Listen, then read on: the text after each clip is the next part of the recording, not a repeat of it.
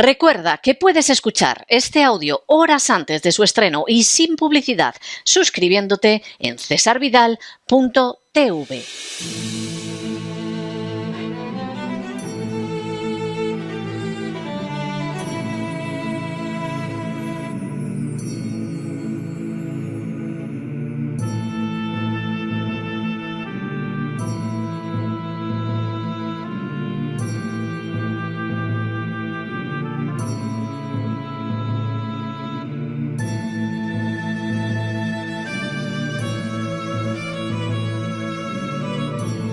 La Voz con César Vidal, desde el exilio.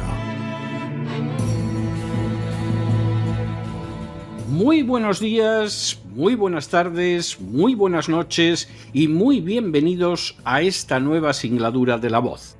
Soy César Vidal, hoy es el jueves 3 de octubre de 2024 y me dirijo a los hispanoparlantes de ambos hemisferios, a los situados a uno y otro lado del Atlántico y del Pacífico, y como siempre lo hago desde el exilio. Corría el año 60 después de Cristo cuando un maestro judío dirigió una carta a sus discípulos. En medio de un ambiente revuelto en el que sectores de la sociedad judía abogaban de manera creciente por una solución armada que acabara con la presencia romana en la región, aquel hombre escribió, sin embargo: Carpos de tes dikaiosines en eirene speiretai, tois poiusin eirenen. Lo que podría traducirse como: ciertamente el fruto de la justicia se siembra en paz para aquellos que hacen la paz. La afirmación formulada por este maestro constituía un rotundo mentís para los nacionalistas judíos que defendían la necesidad de recurrir a la espada. La justicia jamás derivaría del derramamiento de sangre. La semilla de la justicia solo se puede sembrar de manera pacífica y son precisamente los pacíficos los que recogen su fruto. Aquel personaje no se equivocó. Apenas unos años después, los judíos se alzaron en armas con la intención de expulsar a Roma. Pero el resultado no fue el éxito que deseaban, sino una guerra en el curso de la cual el templo y la ciudad de Jerusalén fueron arrasados en el año 70 después de Cristo, y 3 años después los últimos judíos que resistían en la fortaleza de Masada dieron muerte a mujeres, ancianos y niños antes de suicidarse en masa. El deseo de justicia, exento de paz, no había tenido y no podía haber tenido buenos resultados. Y aquellos judíos no solo no habían cosechado la paz, sino que habían obtenido muerte, ruina y sufrimiento. Por cierto, el autor de la carta era Santiago o Jacobo, el hermano de Jesús de Nazaret. En las últimas horas hemos tenido nuevas noticias sobre un análisis acerca de Nasrallah, dirigente asesinado de Hezbollah, realizado por Seymour Hersh. Sin ánimo de ser exhaustivos, los hechos son los siguientes. Primero, Seymour Hersh es un prestigioso periodista judío de nacionalidad estadounidense que obtuvo el premio Pulitzer por sus investigaciones acerca de la matanza de My Lai en Vietnam. Autor de varios libros periodísticos verdaderamente extraordinarios, Hersh descubrió también cómo la voladura del Nord Stream 2 había sido ordenada directamente por el presidente Biden. Segundo, hace unas horas Seymour Hersh ha publicado un artículo titulado «Mis reuniones con Nasrallah, el jefe asesinado de Hezbollah, tenía una visión para su país». En este artículo, Hersh analiza sus experiencias con el citado personaje. Tercero, Seymour Hersh comienza su artículo afirmando que debe confesar que le gustaba Hassan Nasrallah, con el que tuvo algunas reuniones largas que comenzaron en el invierno del año 2003. 4. Los encuentros se celebraron unos meses después de la invasión de Irak, una acción que tanto el presidente Bush como Dick Cheney ya habían decidido 2 años antes, después de los atentados del 11 de septiembre, y a pesar de que Irak estaba gobernado por el secular Saddam Hussein, que no tenía la menor conexión con Al-Qaeda. Quinto, en aquella época, Hersh trabajaba para el New Yorker, centrado en la denominada guerra contra el terror. Con ocasión de entrevistar al jefe de la inteligencia alemana, Hersh le preguntó sobre la conexión que había entre el antiguo primer ministro de Israel, Ehud Barak, que fue durante algún tiempo jefe de la unidad más secreta de comandos de Israel, y Hassan Nasrallah, el jefe de la milicia Hezbollah, situada en el sur del Líbano. Sexto, Barak y Nasrallah mantuvieron conversaciones relacionadas con un intercambio de prisioneros que finalmente se llevó a cabo. Séptimo, ese contacto entre Israel y Nasrallah continuó con Ariel Sharon cuando se convirtió en primer ministro de Israel en 2001, a pesar de que Sharon había estado relacionado con las matanzas de Sabra y Shatila durante la invasión del Líbano por Israel en 1982. Octavo, el primer encuentro entre Hersh y Nasrallah tuvo lugar en Beirut sin apenas control de seguridad, salvo que cachearon la chaqueta del periodista y miraron en el interior de su grabadora. Noveno, Hersh preguntó a Nasrallah si se veía a sí mismo como un terrorista o como un luchador por la libertad en las escaramuzas que mantenía en la frontera con Israel. Nasrallah respondió que sus soldados habían atacado a los soldados de Israel en la frontera y que lo seguirían haciendo si estallaba la guerra.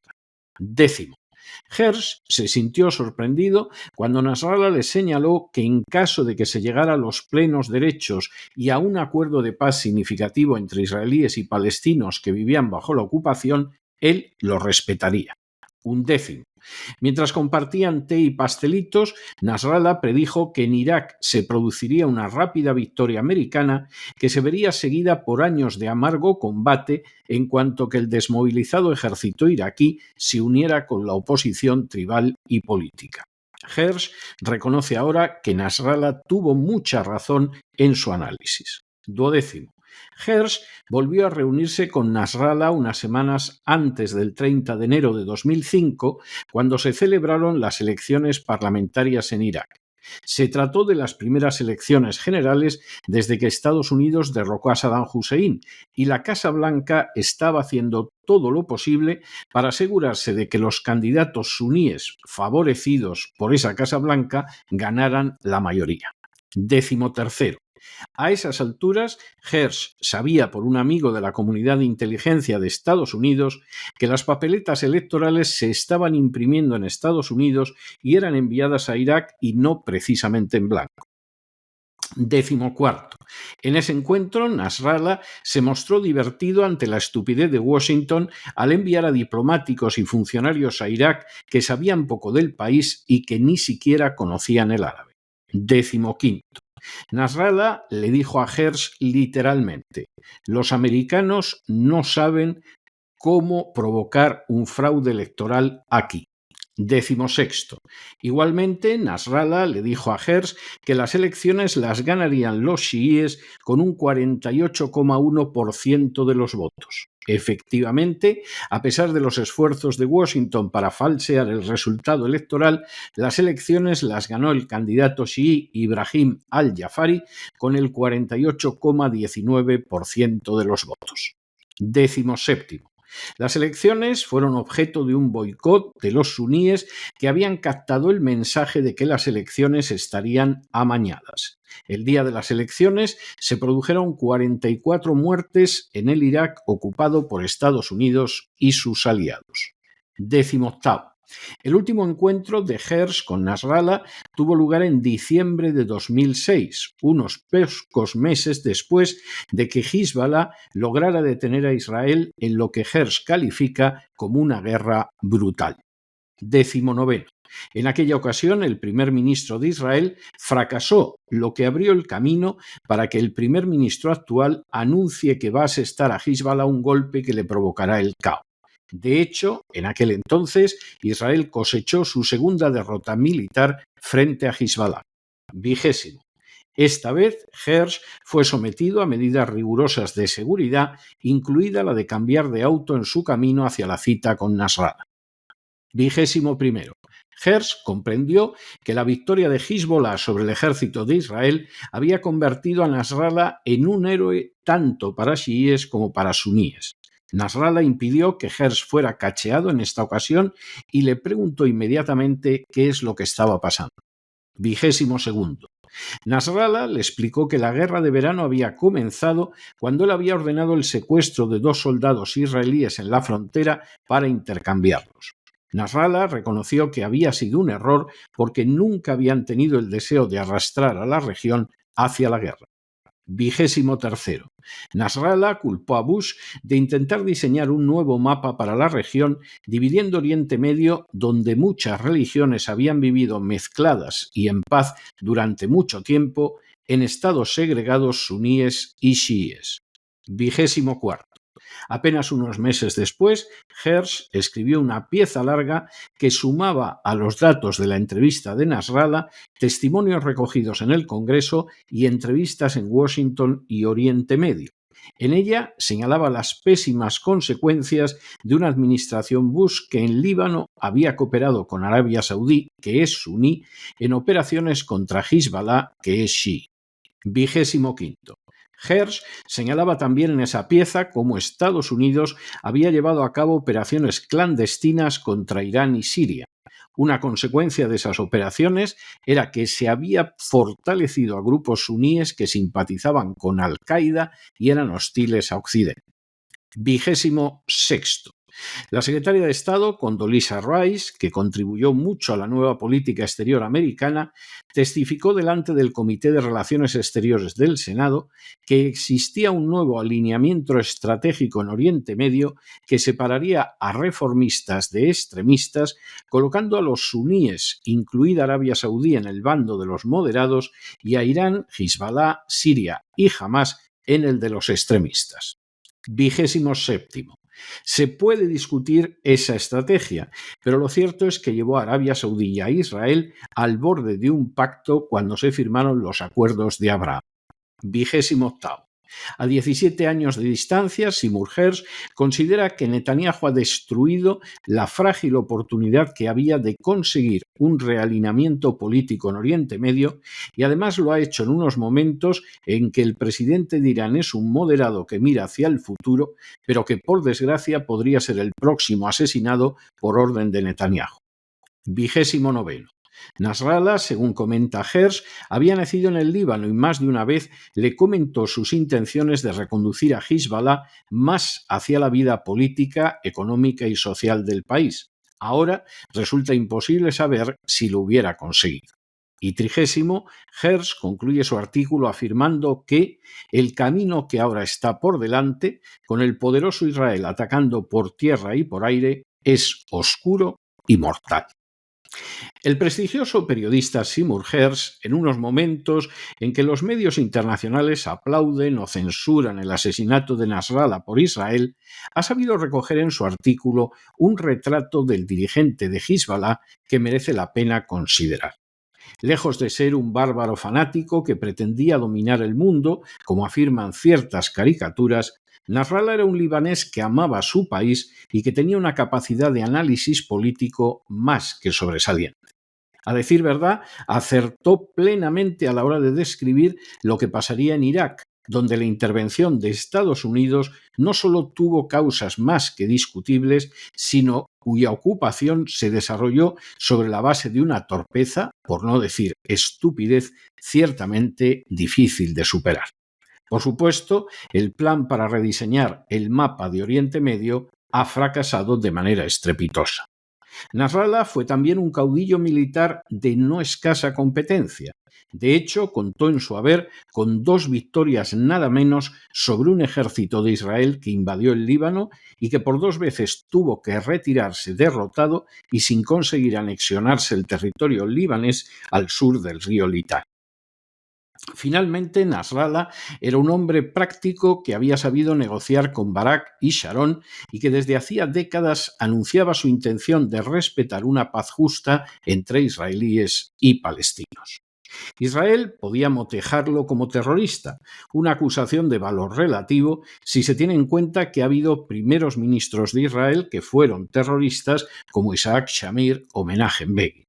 Pero lo cierto es que desde muchos puntos de vista, Nasrallah manifestó un talento que no se vio en distintas administraciones de Estados Unidos ni tampoco en el gobierno de Israel.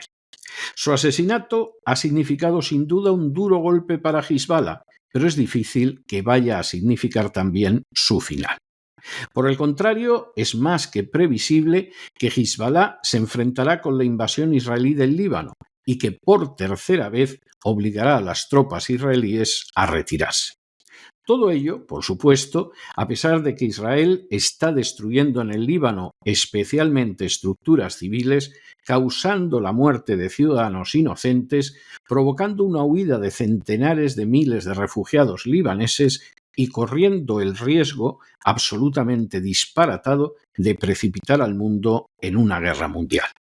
Si, como parece previsible, Netanyahu ordena asesinar al presidente de Irán, una nación que tiene un acuerdo de defensa mutua con China, la catástrofe podría adquirir dimensiones planetarias.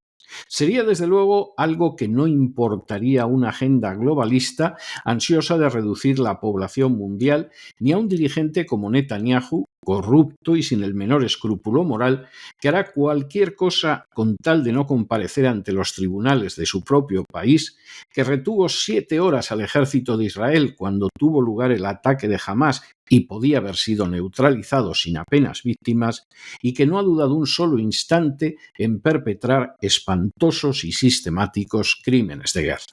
Con todo, lo peor de este proceso es la suicida estupidez con que se repite una y otra vez la receta de la matanza masiva, que ha quedado demostrado que no solo no trae la paz, sino que extiende cada vez más la muerte, la injusticia y la inestabilidad.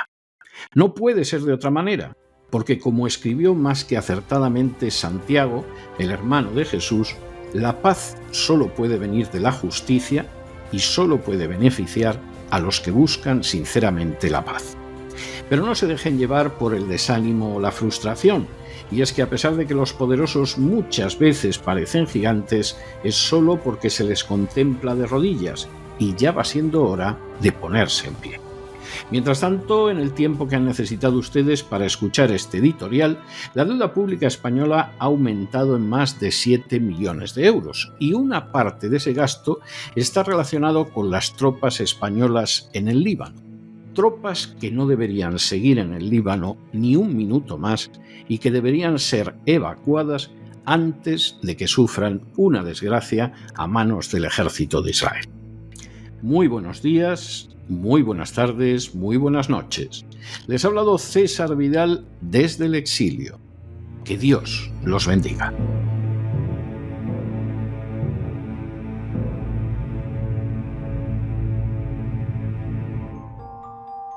Esta sección está patrocinada por crowdfunding con el siguiente mensaje. Nuestro Señor Jesucristo, el único Dios verdadero, es misericordioso y nuestro Salvador.